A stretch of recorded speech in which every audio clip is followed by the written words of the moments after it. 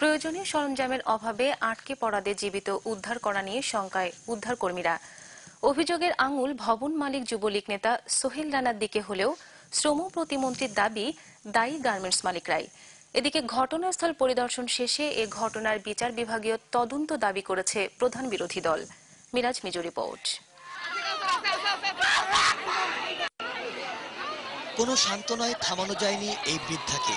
এমনই আর্তনাদ আর আহাজারিতে ভারী হয়ে উঠেছে সাভারের রানা প্লাজার চারপাশ। ২১-এর সঙ্গে মোবাইলে কথা হয় ভিতরে আটকে পড়া এক কর্মীর সঙ্গে।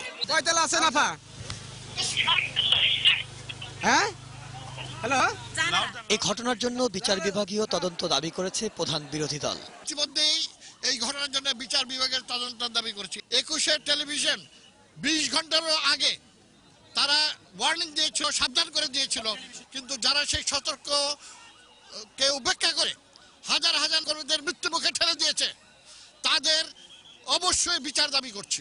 অভিযোগের আঙুল ভবন মালিক যুবলীগ নেতার দিকে। ফাটল থেকে বড় কোনো দুর্ঘটনার আশঙ্কার কথা জানতে চাইলে ভবন মালিক সোহেল রানা তা উড়িয়ে দেন।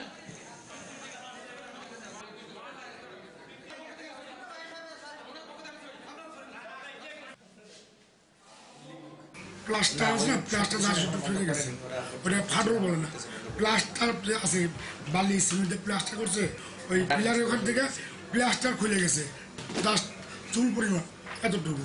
এইটাকে তারা যেমন মানুষ তাল দিল বলে না, একই অবস্থা। তো আমরা যাই দেখলাম, ইঞ্জিনিয়ার দেখছে যে এগুলো ফাটল ধরে নাই। শ্রমমন্ত্রীর দাবি অভিযুক্ত গার্মেন্টস মালিকই।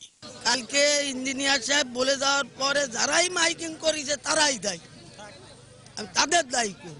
সরকারের শীর্ষ কর্তা ব্যক্তিরা জানালেন এই মুহূর্তে প্রথম কাজ উদ্ধার কার্যক্রম ও আহতদের চিকিৎসা। দুর্ঘটনার নেচারটা আপনারা নিজেরা দেখছেন, আপনারা নিজেরা উপলব্ধি করবেন যেটা কতটুকু করা সম্ভব। গার্মেন্ট শিল্পের সাথে যারা জড়িত তারা বিল্ডিং কোডগুলো মানে না বলেই এই ধরনের অনাকাঙ্ক্ষিত দুর্ঘটনাগুলো ঘটছে। যারা নিহত হয়েছেন তাদের বাড়ির সঙ্গে যোগাযোগ করা হচ্ছে, তাদের লাশগুলিকে তাদের স্বজনদের কাছে বুঝিয়ে দেওয়া সবচেয়ে বড় দায়িত্ব।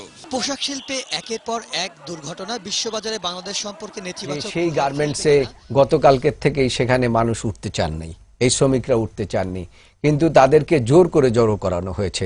আমি যেটা শুনতে পেয়েছি সেখানে একজন গার্মেন্টস কর্মী, একজন আরো কয়েকজনেই বলেছেন যে আজকে তাদের প্রোগ্রাম ছিল, ওই ব্যক্তিটি একটি সরকারি একটি রাজনৈতিক দলের অঙ্গ সংগঠনের নেতা, যুবলীগের নাকি নেতা, এবং যিনি এই রানা টাওয়ারের যিনি মালিক। আমি জানি না কিভাবে তিনি এত বড় টাওয়ারের মালিক হলেন, তাও আমি বুঝতে পারছি না। তার কারণ একজন যুবলীগের কর্মী, একজন যুবলীগের নেতা কিভাবে এত বড় একটি গার্মেন্টসের মালিক হয়ে গেলেন। তো তিনি নাকি ৪-৫ হাজার কর্মী ওখানে জড়ো করেছিলেন। আজকে যে দেশে যে হরতাল ডাকা হয়েছে, বিরোধী দল যে হরতাল ডেকেছেন, সেই হরতালকে প্রতিহত করার জন্য। তো এখন আপনি দেখেন মানুষের মূল্যের চাইতে হরতাল ঠেকানোটা হয়েছে এই ব্যক্তির কাছে বড় জিনিস। তো এর জন্য এই যে মৃত্যু ঘটেছে তার জন্য কে দায়ী হবে? বাড়তি লোকের প্রেসার কি ওখানে, এরকম কিছু বলতে চাচ্ছেন আপনি? বাড়তি লোকের তো প্রেসার আছেই।